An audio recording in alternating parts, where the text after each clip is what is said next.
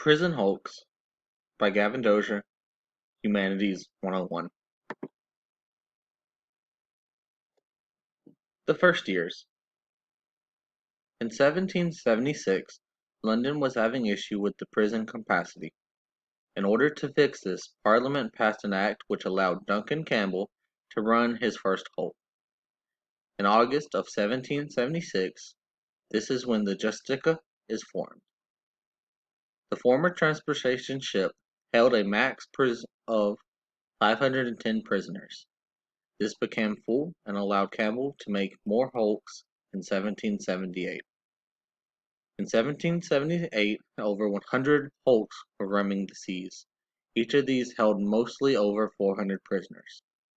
To the bottom left, you can see this is going to be a magazine cutout of the Justica Hulk in 1776.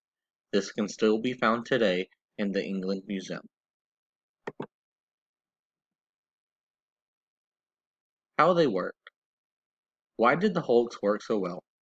Well, with London at a capacity of prisoners on the land, something had to be done. As we said before, Parliament passed an act allowing Duncan to make his first hulks. They needed something fast and easy to hold many prisoners. So these boats, if they had to be made, were very quick to build. However, many took form in old naval ships or decommissioned transportation vessels. The greatest thing was that any size ship could be used, so no uniform prisons were built.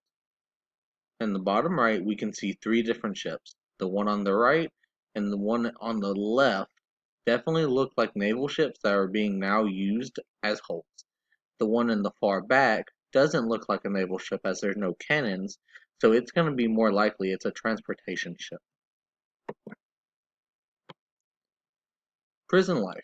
We're going to take a tour of our prisons. While you may think that prison is harsh, these hulks were rougher than normal. They were small, cramped rooms filled with prisoners. While some had beds or hammocks, most did not, and the men had to sleep on top of each other. During the morning, they were awoken and fed small amounts of bread, liquid, and meat. From there, they were taken to work long hours mining. Around noon, they were rowed back to the boat, and then they were given 1 hour to rest. Back to work after noon for another 2 hours of mining and unloading, and finally in the late hours, they got to rest. They had few choices of sleep, religion, and even schooling. Some records have prisoners stating that the hulks were better in schools than they were in actual schoolhouses. In the picture to the left, we can see some of the homes that these prisoners had. They had a hammock up top, but then most of the men are just chilling around each other, laying on top of each other, and sitting on top of each other.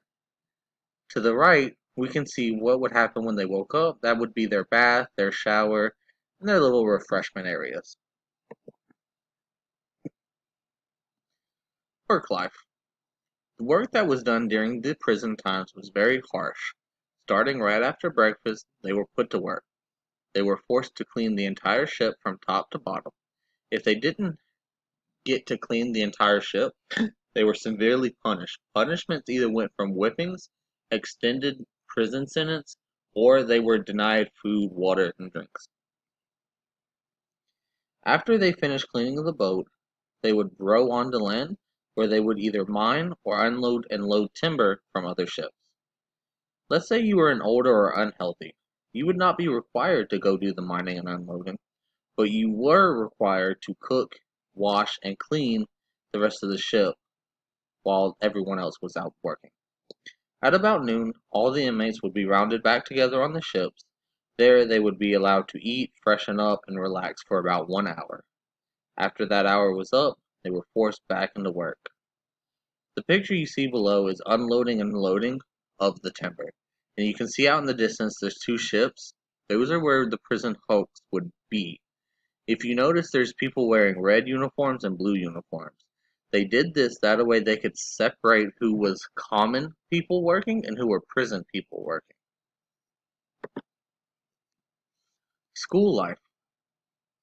School life on the hulks was one of the better things that could be said about the prison hulks. This taught the inmates that After their second shift in the yard, many said that the schools in the prisons were better than the ones on land. Here they learned more civil ways of living and could even learn small trades such as business, shoemaking, and sewing. They were also taught reform. They were taught how to act more civil and in better circumstances than they were before. They were taught to read and write. The trades taught here would allow prisoners that when they got out to become more healthier citizens and get a living for themselves. Prison scams. Many people wanted to be here and they thought of this as a culture. They called the process of going in and out prison hulking. For many, this was a better option than being poor and on the streets. These men saw this as a way out of poverty and a way of into a better living. These men were fed 3 meals a day, which some of them never had. When they left, the prisons were also taught how to read and write. Being taught to read and write for many led to better advancements. They could now not only say that they have work experience, that they could help in the office where they need to write down ledgers or read ledgers. When they left the prisons, the guards did something that most would have considered weird. They gave the prisoners money. They did this that a way they could give the prisoners a couple nights where they wouldn't have to be on the streets and they could get warm meals while they were out. That a way they wouldn't see them return. Disbandment. While some of the prisoners thought this was better for themselves, the countrymen did not. They saw this after many years as dark and dangerous place. The reason they saw it as dark was that from the outside all they heard was stories about how the men were forced to work, living in dark cramped spaces, and barely fed. Which all of this was true. But the scandals was the main thing that led to the downfall of the prison hulks. When they started learning that certain prisoners were coming in and out on purpose, many of the government saw this as an issue because they were giving these men freedom and paying them for small crimes. With both scandals and danger lurking, they petitioned to shut down all the hulks. In 1857, all the hulks were disbanded and Campbell's reign came to an end. These are my works cited. This is where I got all my facts, my pictures, and everything else that was put into this presentation.